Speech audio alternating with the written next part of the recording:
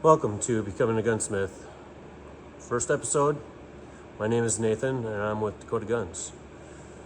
Here we will learn about fixing firearms, how I do it, the issues that I run into, how to think outside the box to fix those issues. And that's about it. I'm not here to give legal advice. I'll answer some questions at the end of each video. But what we're going to do today is we're going to strip this stock right here. It's for a 22. I cannot remember the model, but it is a 22 stock for a rifle, and we're going to use this citrus strip. A lot of people do not like using citrus strip because it's messy, or they say it doesn't work. First thing I ever used, and I like it. I was told that I should probably use a different stripping chemical, but it was very expensive, and in order to do this job, you don't need top of the line. And I can't remember how much this was. I have 2 gallons of it, and or 2 jugs of it. Yeah, probably $6 a piece.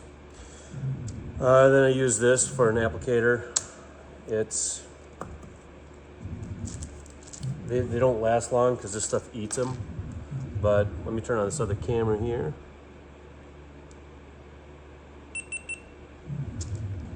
And we will start doing it.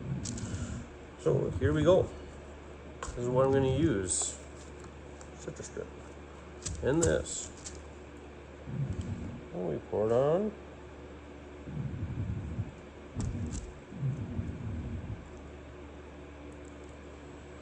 And you just wipe it on.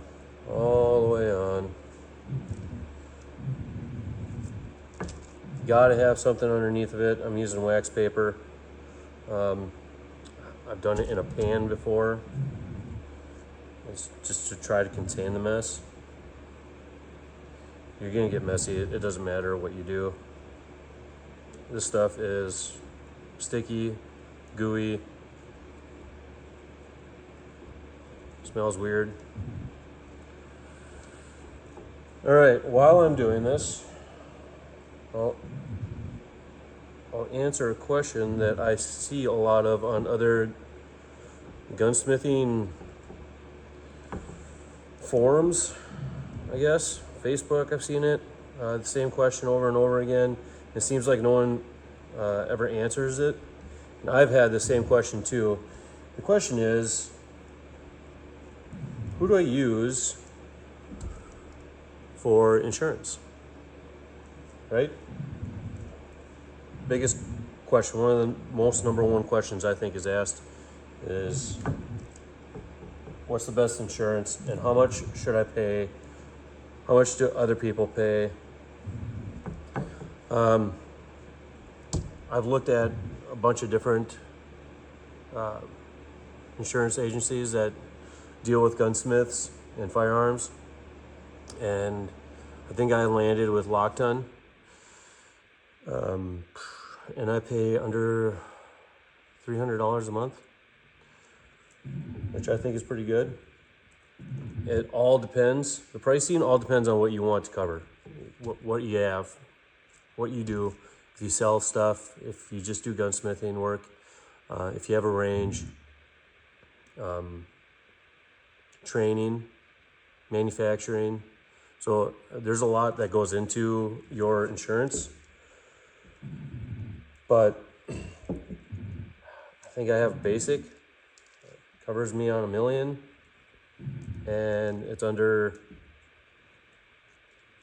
$300 a month. So I don't know. I haven't had to use it, thank goodness, and hopefully I never have to.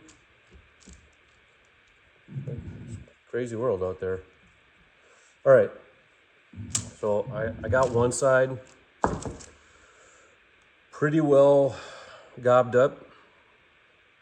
You just gotta wait. And once it starts bubbling, that's when we start scraping it all off. I'll show you what I use.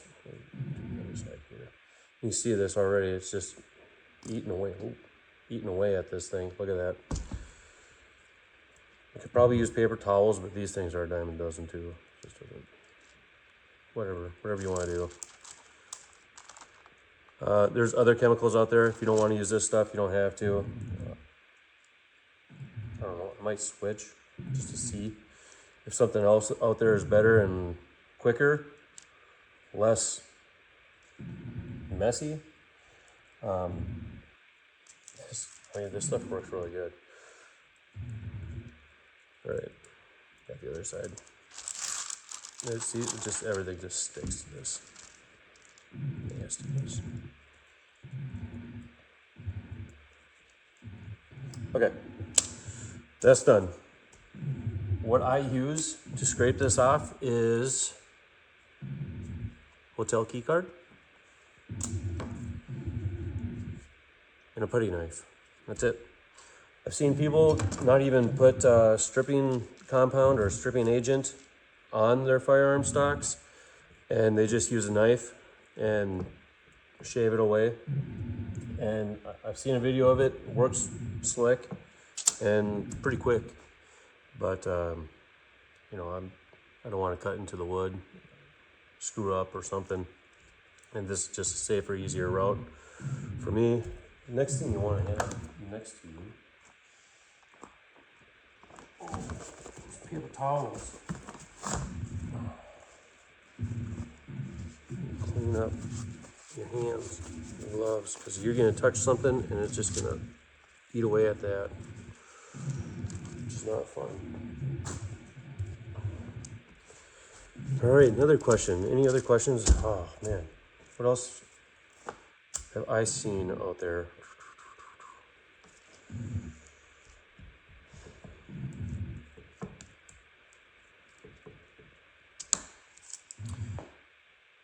What do you need to have for a gunsmith, to become a gunsmith? Correct attitude, for one. I'm gonna try this out, see if this scrapes. See all there already, just nice scraping. Nice good wood underneath. Colleges. I've gone to 2 different colleges for gunsmithing. I don't know if I'd call one of them a gunsmith place. Talk to other gunsmiths and they'll say it's not even a gunsmith college, but you make do with what you have. It's all online. It was SDI, Sonora Desert Institute of Firearms Technology. It's a great place if you don't know anything about firearms. I think it sets someone up for having the proper building blocks to become a gunsmith, but for actual gunsmithing, right out the gate, probably not. And there's other companies out there that won't even hire you, gunsmiths that won't even hire you if that's the only college you have. So, but I went through it. It was, like I said, building blocks, background, the history of firearms, how they've changed the world, trajectory, flight, how we use that for aerodynamics nowadays for airplanes. So like I said, history. Then the other college I went to, which I don't know if other people think it's gunsmith school or not, but it was very informative. Got a lot out of it. A year long. It was AGI, American Gunsmithing Institute. I liked it, and it taught me a lot more. But to each their own. You can do whatever you want. I would suggest, if you had the ability and the opportunity to actually go to a physical gunsmithing school, it's probably what I would do. I did not have that option, so make do with what you got, right? See, start scraping this off way too soon, then you're not even, make sure this is in camera, it's not even gonna really come off. You might have to do another application, but you can see the sealant, at least I can. See right here, shiny and a little bit dull.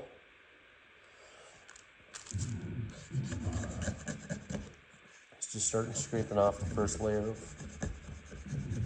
this protective layer.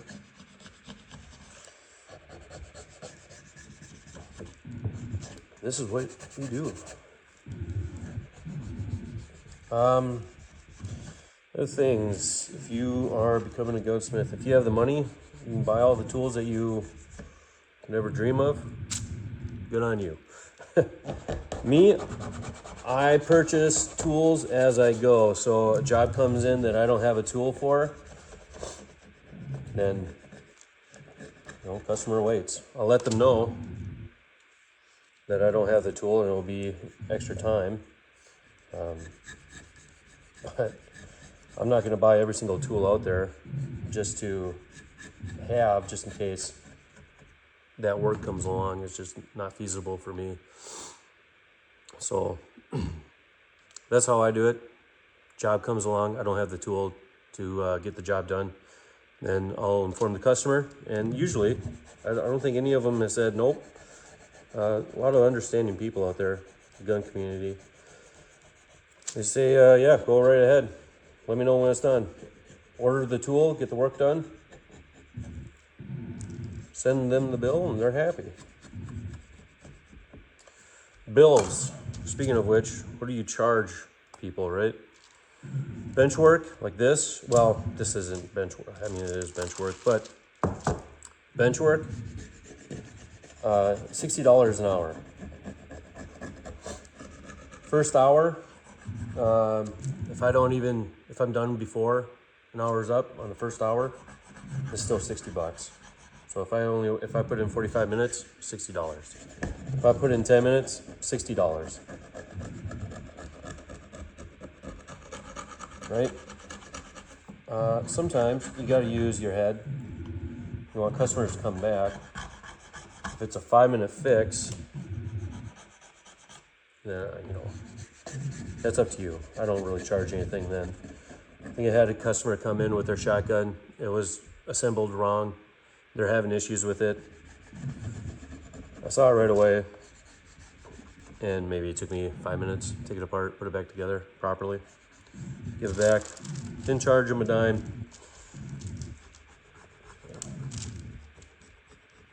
Sometimes you gotta do that.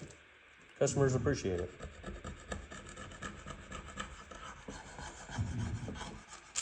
Piece of advice I got from a friend a long time ago was you can't make money off your enemies, which means your enemies will never come and buy from you. People that don't like you never come and buy from you. See, I let this stuff sit a lot longer on the other side, and it just scrapes right off. A lot easier on this side. Can you see all that coming off? Boop, boop. Very nice. What I'm trying to get at, you can't make money off your enemies. You only make money off your friends. The dilemma is you always want to be the nice guy with your friends, right? Give them discounts. Discounts are great. They're fine. When you're starting out, not so much. You'll be broke. Can't buy those tools to get the jobs done. If your friends don't understand that, are they truly your friends? Oh, well. Oh, there's customers out there that want the free handouts. You'll run into them from time to time. And starting out, you might not get to choose what work you do. Get the work, get the job, get customers in the door.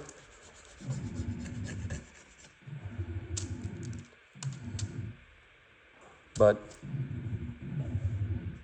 do the best you can with what you got. Help your customers out. Still appreciate it.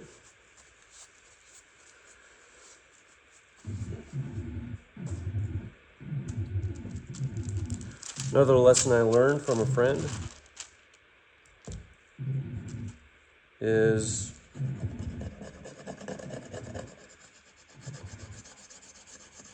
you can only pick one. And that's for a customer, right? What that means is quality, time, or money. You can only have one. You want good quality, it's gonna take some time, it's gonna cost some money. If you want it quickly, well, it still costs money. Quality's gonna be crap.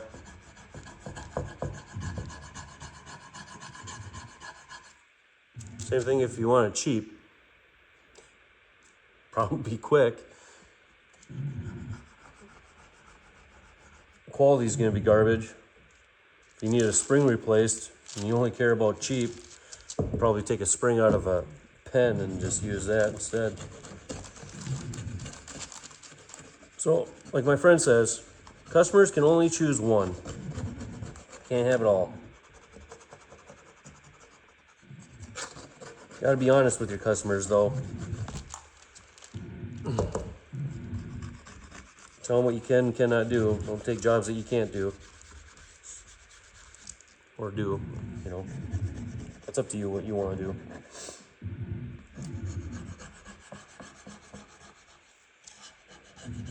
Sometimes you'll get a job in and it won't pay you anything because the tool that you don't have that you need to buy costs more than what the job is worth.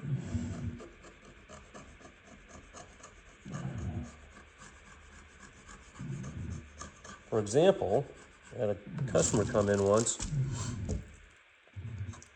and their 308 wouldn't chamber.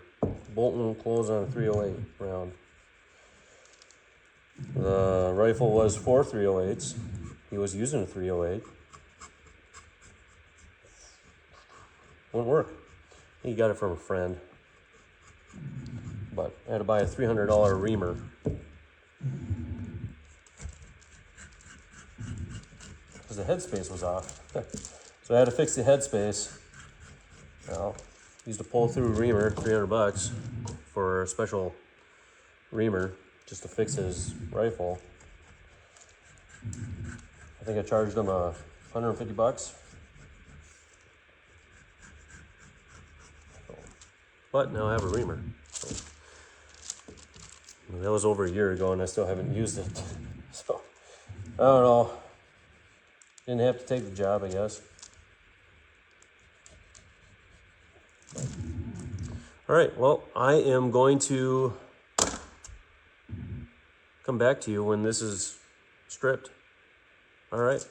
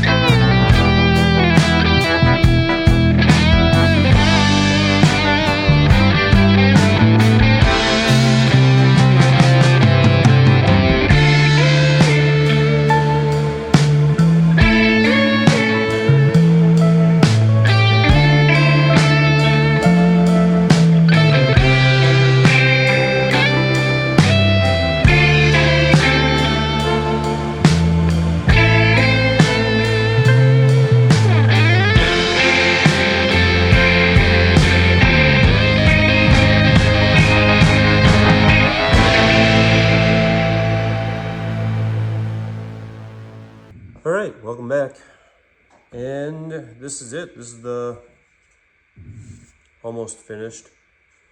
You can still see that there's some parts here that need to get probably scraped or could probably come off with some sanding. These patterns here, I think what I'm gonna have to do is soak it a little bit in the acetone bath. And what that will do is it'll draw out anything else that's in this wood. Oils, you'll see it in old firearms, especially if they've been handled a lot. Oil from your hand soak into the wood, and you need to get it out before you can start refurbishing this thing. So acetone is what draws that out. Usually a 24-hour bath, and that, pull it out and it comes out looking like fresh wood all over again. So it's really nice. The other thing you want to do is you want to look to see if there's any dings. There's some right here. See if we can pull those out. You can pull out dings and dents. You can't pull out scratches and cuts. Just can't replace wood. Here we're gonna have to do some work, but the nice thing is it's not cracked all the way through, and you can tell.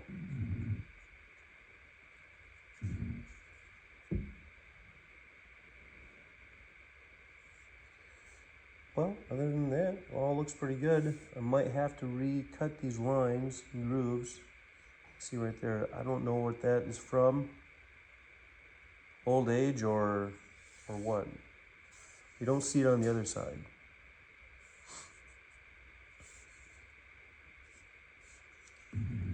Here are the tools I used to get the rest of it. You can get some picks if you really want to get into these fine grooves here, but these work just fine. And I don't remember where I got those from. But yeah, that's it. Thank you. Thank you for joining me. Next episode will be sanding, probably gluing and sanding. But right now I'm gonna soak this thing in some acetone, and I'll see you at the next episode.